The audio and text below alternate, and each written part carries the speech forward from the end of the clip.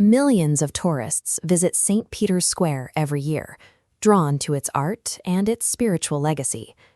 But beneath the stained glass and the public piety lies a sovereign geopolitical superpower operating a highly advanced global intelligence network. In 1984, President Ronald Reagan formally bypassed the U.S. Constitution to grant special ambassadorial status to the Vatican. This unprecedented legal maneuver elevated the papacy from a religious institution to a diplomatic peer of the United States government. This diplomatic handshake solidified what insiders called the Holy Alliance between Reagan and Pope John Paul II, locking American foreign policy in step with Rome's strategic objectives.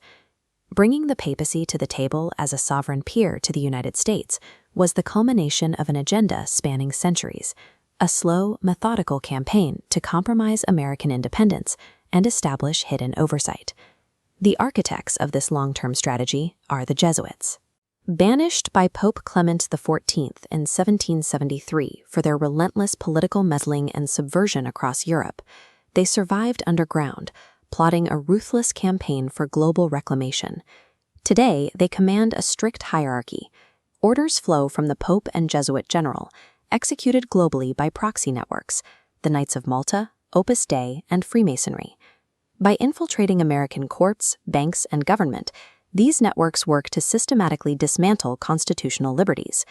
This hierarchical structure creates a system where American institutional power is funneled toward the interests of a foreign sovereign, setting the stage for the deep-seated intelligence and financial control that follows. During World War II, the Office of Strategic Services, the precursor to the CIA, needed a secure back channel. Its chief, William Wild Bill Donovan, forged a secretive operational alliance with Vatican intelligence. Together, they leveraged the Church's massive European infrastructure to smuggle top Nazi scientists and intelligence officers out of Europe through clandestine programs like Operation Paperclip and Operation Gladio. As the Cold War escalated, members of Opus Dei and the Knights of Malta built a unified international intelligence community. The CIA, the NSA, MI6, and even the Soviet KGB became heavily interlocked, overriding all national loyalties. At the center of this web sat dual-agency operatives.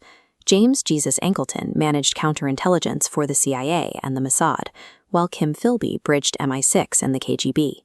Officially, they were Cold War enemies. Practically, they were Vatican loyalists coordinating global strategy. Even domestic law enforcement was birthed by this network. Charles Joseph Bonaparte, a papal knight, founded the Bureau of Investigation, which was then perfected into an instrument of mass surveillance by J. Edgar Hoover, a Shriner Freemason. The alphabet soup of global espionage agencies secretly answers to the Jesuit General in Rome.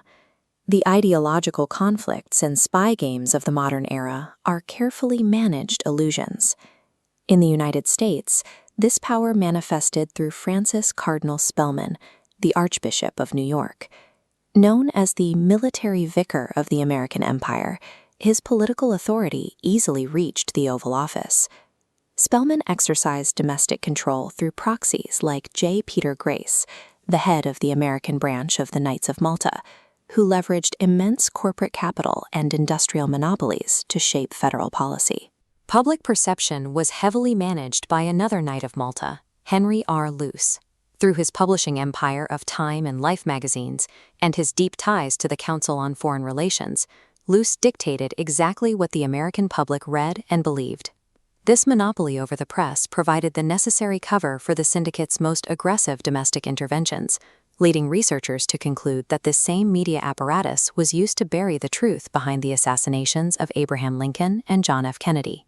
The history books and evening news broadcasts consumed by the public are carefully curated scripts, engineered by Vatican-aligned elites to protect their hidden assets. The physical evidence of this syndicate frequently spills into public view through the Vatican Bank. Under the direction of Archbishop Paul Marcinkus, the bank became entangled in a massive fraud that erased $1.4 billion and left God's banker, Roberto Calvi, hanging under a bridge in London. Internal decay surfaced again during the VatiLeaks scandal. Pope Benedict XVI's own butler leaked memos exposing deep-seated blackmail and illicit vice rings operating among senior cardinals at the highest levels of the Curia. In 2003, a Kentucky class action lawsuit cracked the legal armor of the Holy See. Discovery revealed a 1962 document signed by Pope John XXIII explicitly ordering the secretive global cover-up of clerical sex abuse complaints. The staggering scope of these atrocities led advocates like Kevin Annett to present evidence to international tribunals, resulting in indictments against Pope Benedict XVI for systemic, generational crimes against humanity. The darkest realities of this network are corroborated by survivors like Katie Groves, whose testimonies detail horrific CIA and military-linked underground abuse rings operating with absolute impunity. Financial collapse, leaked blackmail, legal immunity, and unchecked abuse are the visible symptoms of a single, ruthlessly protected syndicate acting entirely above the law. By placing highly disciplined proxies in key positions, the Vatican has successfully captured the legal and medical infrastructures of the United States. The Knights of Malta, for example, wield immense influence over the pharmaceutical industry and the American Medical Association, dictating the boundaries of modern medicine and profiting heavily from it. The integration of these legal, medical, and political systems allows the Vatican's proxies to establish a central authority over the population, governing the physical, political, and spiritual life of the individual simultaneously. The endless partisan bickering and manufactured international conflicts are a theatrical smokescreen, designed to keep the public fighting each other instead of looking up at the true power brokers. While the public looks to the Oval Office or the halls of Congress for leadership, the evidence suggests a much older power shaping these outcomes from the Holy See. Mapping this hidden hierarchy, tracing the flow of orders from the Jesuit General down to local proxies, is the first necessary step to dismantling the illusion we've been born into. Reclaiming our national and individual sovereignty requires us to finally drag the Vatican's hidden hand out from the shadows and into the light.